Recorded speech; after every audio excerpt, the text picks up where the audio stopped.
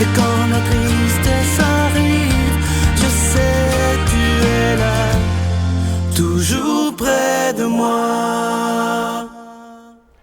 Bonjour, bienvenue dans votre émission La Victoire de l'amour. J'espère que vous allez bien. Comme vous le savez, lundi dernier, à 11h le matin, le Québec a perdu un grand homme.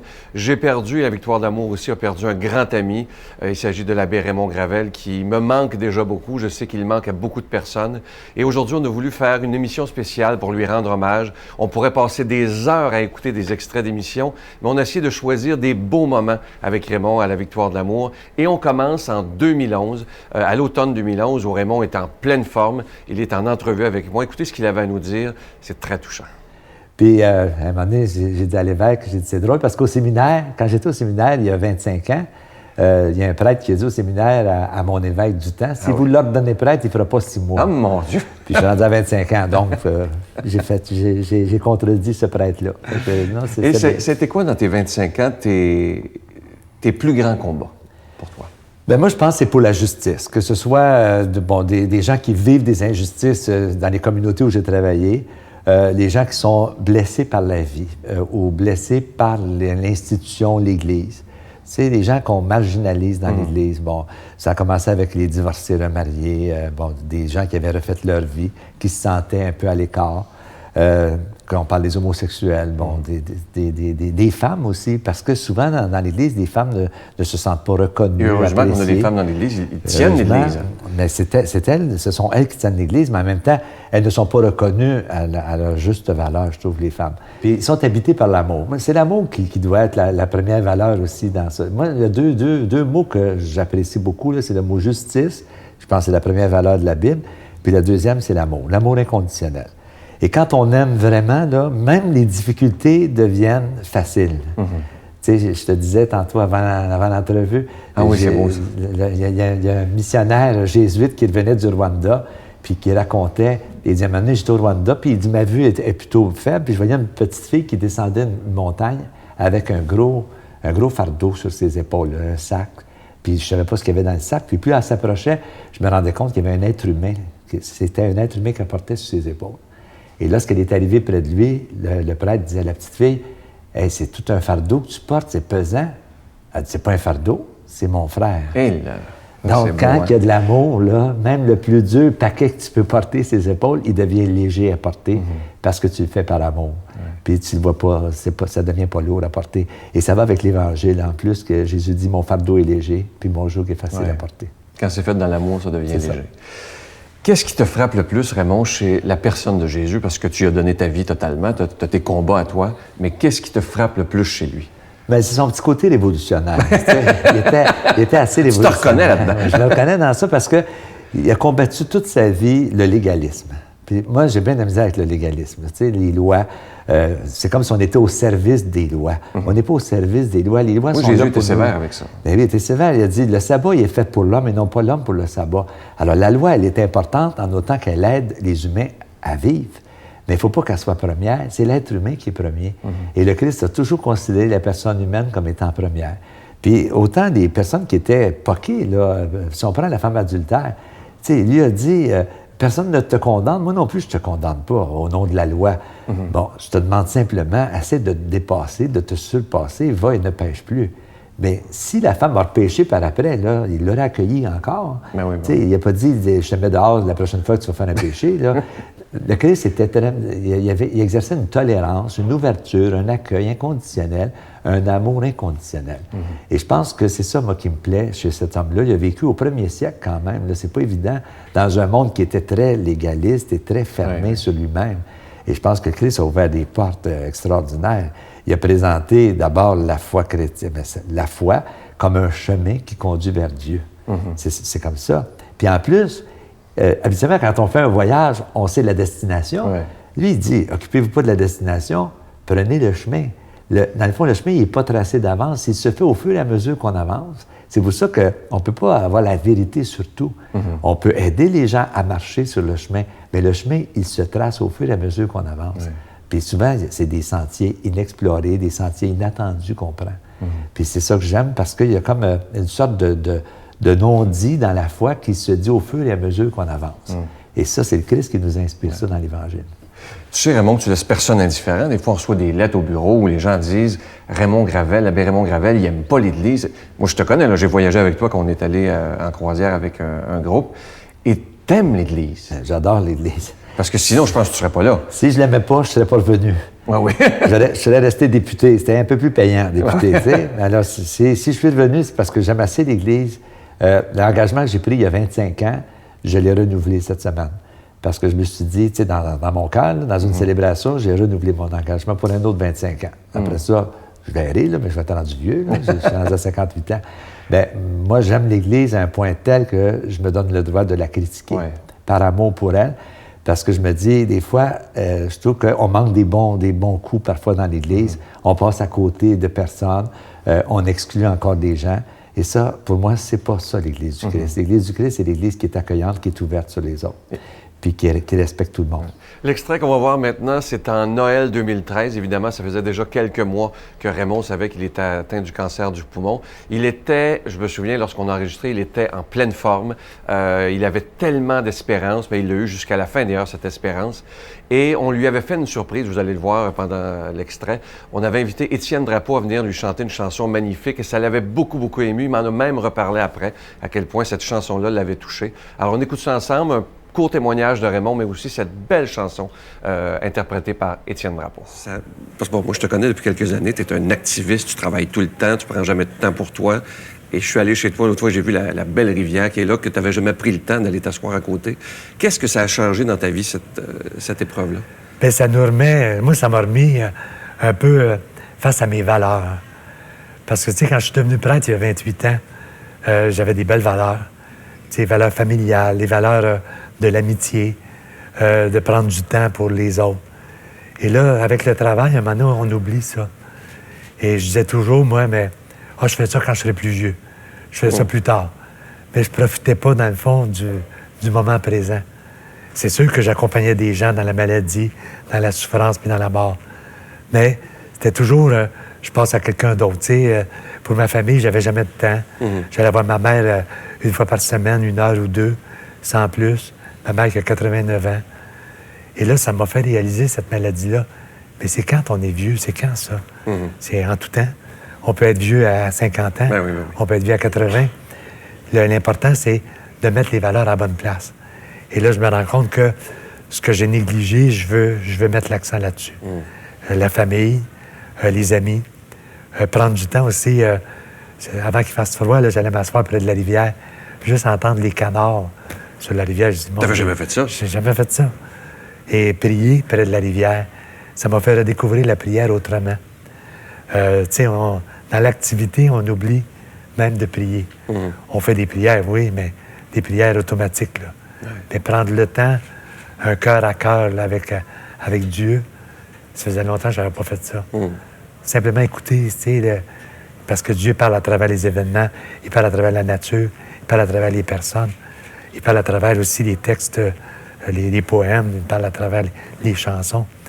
Et ça, je ne prenais pas le temps d'écouter Dieu qui parle à travers ça. Et tu me racontais, je trouvais ça très, très beau, que tu as pris le temps de demander des pardons et de vivre des pardons avec des gens autour de toi et même ta famille. Ce qu'on ne fait pas normalement quand on est en santé. Non, c'est ça. Tu sais, il y a des petits accrochages qui se font dans toutes les familles. Bon.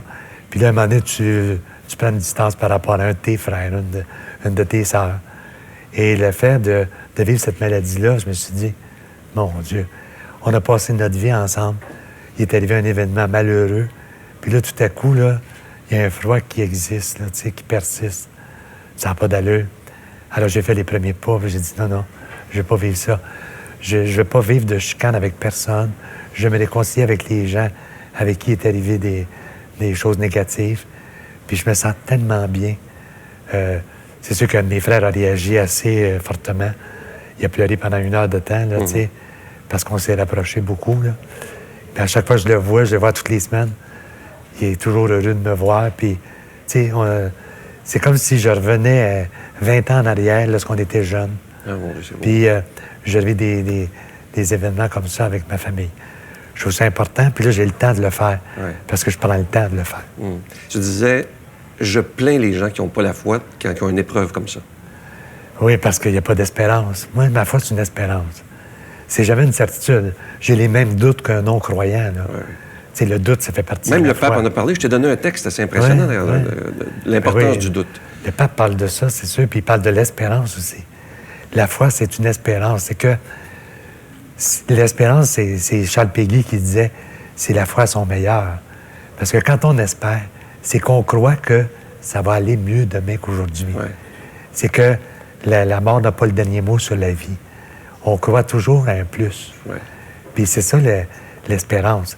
C'est de croire à l'impossible même. Mais sans certitude, là. La certitude, ça, je n'ai pas ça. Mais mon espérance me fait croire à l'impossible. Et je vais t'offrir une chanson. Je sais que tu aimes beaucoup Étienne. J'ai fouillé sur ta page Facebook, alors je l'ai découvert. Et on t'offre une très, très belle chanson composée par Étienne Drapeau. On l'écoute immédiatement.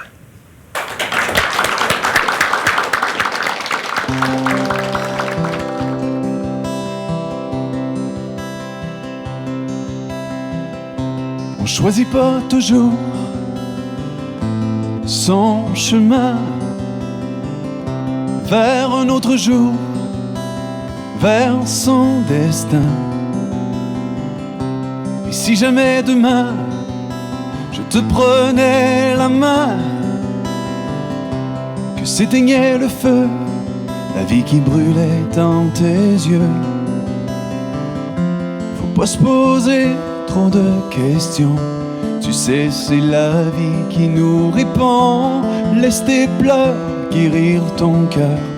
On contrôle pas tous ces malheurs. Tout ce qu'on peut faire, c'est continuer à aimer, à espérer que le temps va peut-être nous aider. Mais jamais je ne t'oublierai. Tout au bout de l'amour, la vie parfois s'éteint. Le ciel nous joue des tours, le temps est assassin. Et j'aurais beau prier tous les dieux, tous les saints, qu'est-ce que ça va changer si tu n'es plus là demain? Faut pas se poser trop de questions. Tu sais, c'est la vie qui nous répond. Laisse tes pleurs guérir ton cœur. On contrôle pas tous ces malheurs. Tout ce qu'on peut faire, c'est continuer à aimer, à espérer que le temps va peut-être nous aider. Mais jamais je ne t'oublierai.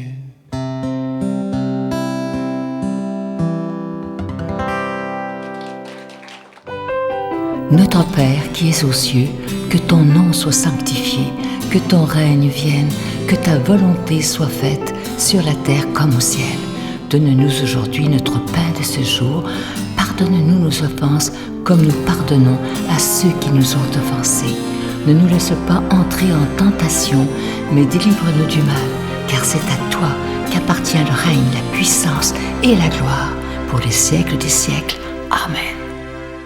Le prochain extrait, c'est à Pâques, en avril 2014 exactement, ça fait pas très très longtemps. On avait invité Raymond et on lui a fait une autre surprise. J'aimais beaucoup faire des surprises à Raymond. Je savais qu'il admirait énormément Guy Corneau, qui est psychanalyste et qui a vécu lui aussi un cancer de phase 4. Et il s'en attendait pas du tout. Et ça a été des beaux moments entre ces deux personnes-là. Vous allez voir cette belle discussion qu'ils ont ensemble. Et je vous reviens un petit peu plus tard. Guy Corneau. Ah, ben oui. Merci Guy d'être là. Et même, bonjour. Bonjour. Enchanté. C'est même lui, son nom. Enchanté. Monsieur Corneau, Oui. en 2007, vous aviez cette Oui, j'étais nouvelle diagnostiqué, semblable, oui, tout à fait, tout à fait. stade 4. Stade 4, oui, c'est ça. 3 organes d'atteint. Ça allait pas bien. Oui, je vous ai écouté, j'ai Ah, entendu oui. votre témoignage à la télé. Oui, c'est ça. c'est Et ça. qu'est-ce qui fait que vous êtes, on vous voit en pleine forme, qu'est-ce que vous avez fait pour en être là aujourd'hui? J'ai associé plusieurs types d'interventions. En fait, j'ai suivi mes traitements d'hôpital avec la chimiothérapie, toutes les choses. Mais j'ai aussi associé plusieurs choses comme l'homéopathie, comme l'alimentation, des choses comme ça. Puis j'ai aussi en fait, fait pas mal de travail énergétique et beaucoup de travail par moi-même, beaucoup de méditation, beaucoup de visualisation, beaucoup de tenter d'entrer en contact avec les cellules de ces organes-là qui étaient atteints, leur parler, leur donner une direction. Puis aussi, je suis revenu sur ma vie. On est presque forcé à faire un bilan de vie important sur... Puis vous avez eu des complications, je pense, au début, hein, dans les traitements et tout ça? C'était très long, moi, avant que ça réagisse dans le bon sens. Là, ça a pris je vois que les bon cheveux 6 ont mois. poussé. Les cheveux ont repoussé, tout a repoussé. Non, c'est ça. C'était... Mais c'était beaucoup une remise en question très profonde. Je l'ai accepté comme une remise en question profonde. J'ai profité de faire un bilan de vie pour régler tout ce qui n'était pas réglé dans ma vie, au niveau affectif, parler aux gens à qui on doit parler. Puis c'est vrai ce que vous entendez parler tout à l'heure, c'est vrai ce que vous disiez que finalement, c'est quand même l'amour de nos proches, des gens avec qui on est intime, et leur espoir qu'on reste, leur amour qui nous garde, hein, ça nous soutient dans cette... Des pardons à demander. Exactement, c'est ça des réconciliations incroyables. Il faut en profiter pour faire ces choses-là parce que ça allège le cœur. Puis un cœur léger, c'est un cœur plus joyeux. Puis je suis resté, finalement, non seulement resté, mais j'ai gagné une sérénité à travers cette épreuve-là. Ça m'a donné beaucoup de... C'est ça. On trouve quand même à travers l'épreuve une joie profonde. J'ai tout ce qu'on peut aller. D'où vous l'avez vécu. Croyez-vous que c'est important d'allier la spiritualité justement avec les traitements et tout ça? Je pense non seulement que c'est important, je pense que c'est essentiel. C'est essentiel parce qu'au fond, c'est pas juste notre corps qui est malade, c'est un positionnement. Alors, c'est le moment de, même si on a des vies, moi j'ai une vie quand même de psy où j'aide du monde et tout ça, et même si on a des vies qui sont déjà très axées dans cette compréhension intérieure-là, c'est le moment d'un réalignement, vraiment avec une spiritualité profonde, un nouvel engagement.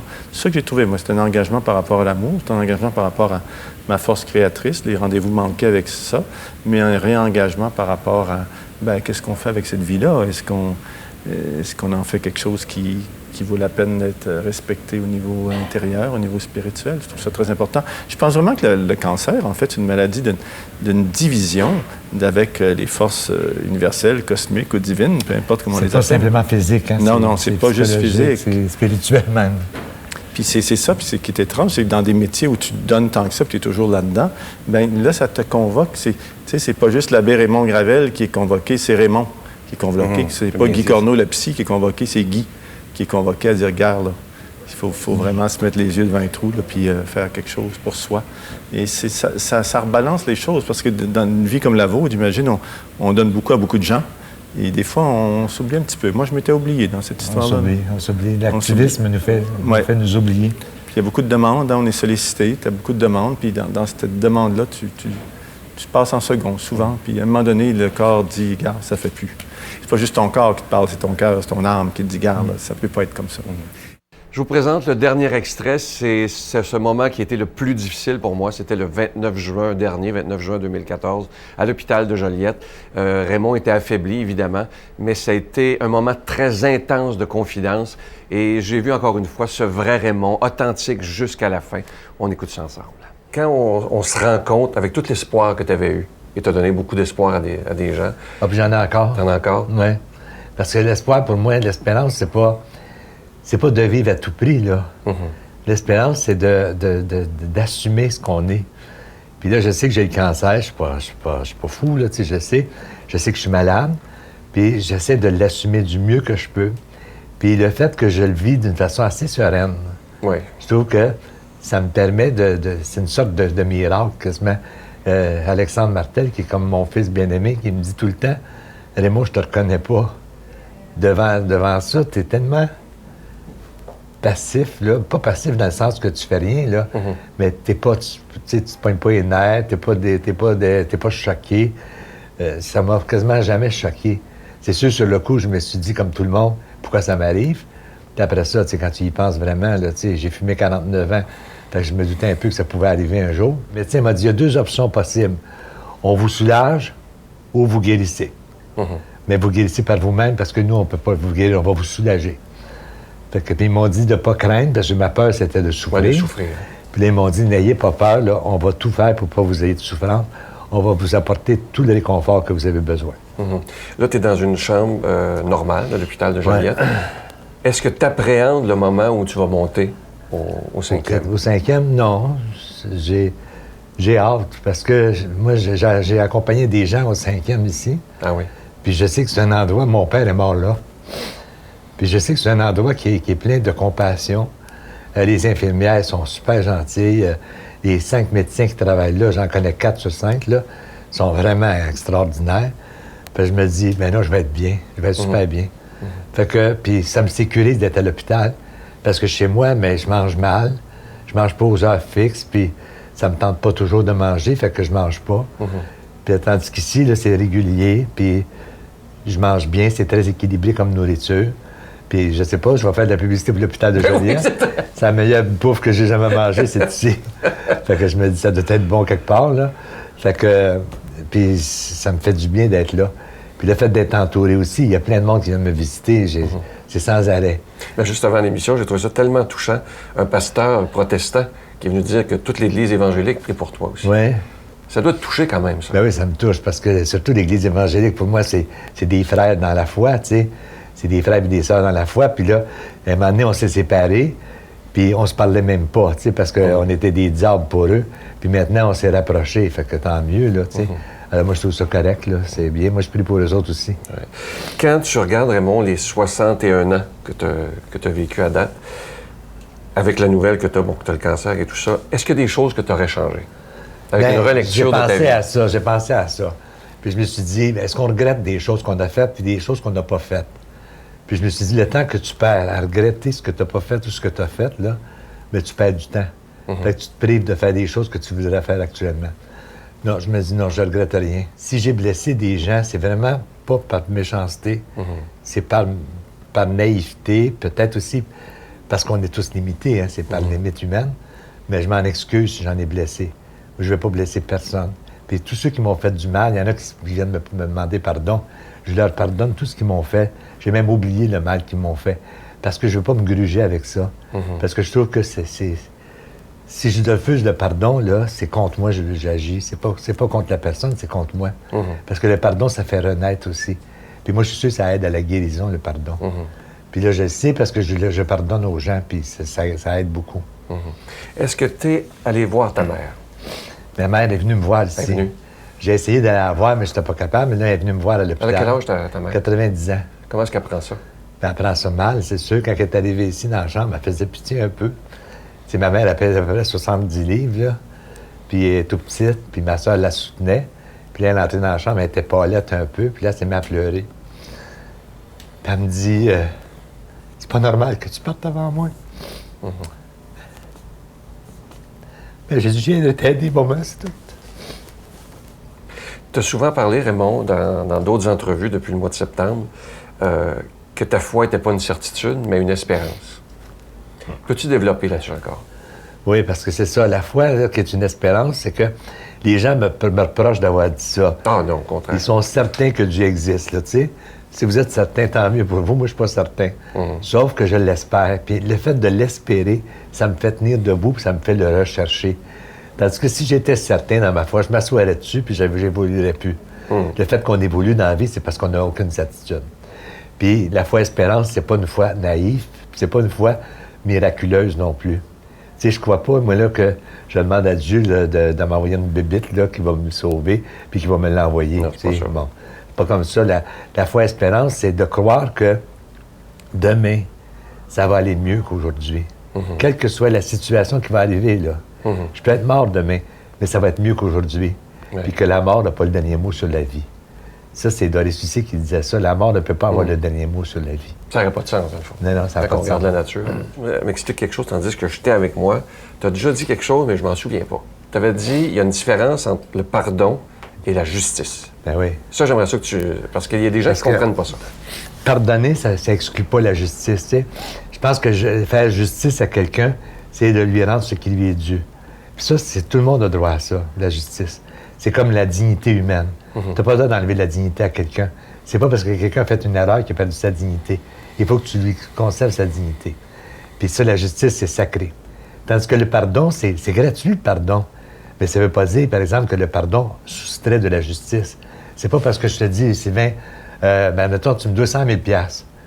Là, tu veux pas me le donner parce que, bon, tu peux pas, là, tout ça. Puis là, je te pardonne. Bien, tu me le loues, le 100 000, tu sais. Bon, j'espère que tu vas me le donner. Mais non, mais tu sais, c'est comme ça, dans le fond. Oui. La justice, c'est ça, c'est de rétablir les faits.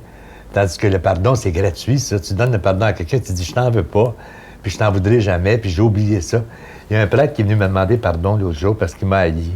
Ah oui? Oui, puis il m'a demandé pardon, puis il pleurait. Puis il me l'a dit 3 fois, puis j'ai dit, arrête de le dire, là. T'es pardonné, ça fait longtemps, t'es pardonné.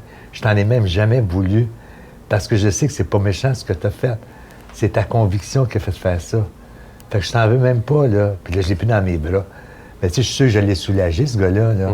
Mais en même temps, j'en voulais pas. J'en voulais vraiment pas.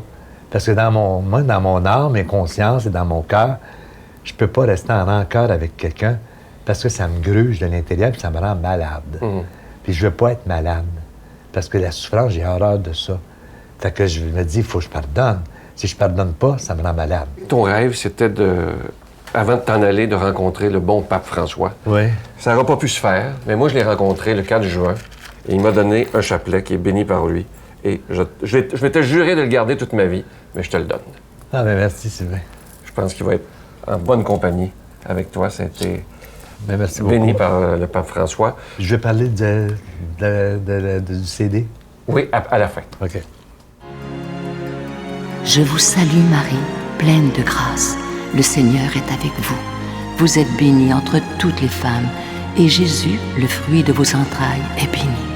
Sainte Marie, Mère de Dieu, priez pour nous pauvres pécheurs, maintenant et à l'heure de notre mort. Amen.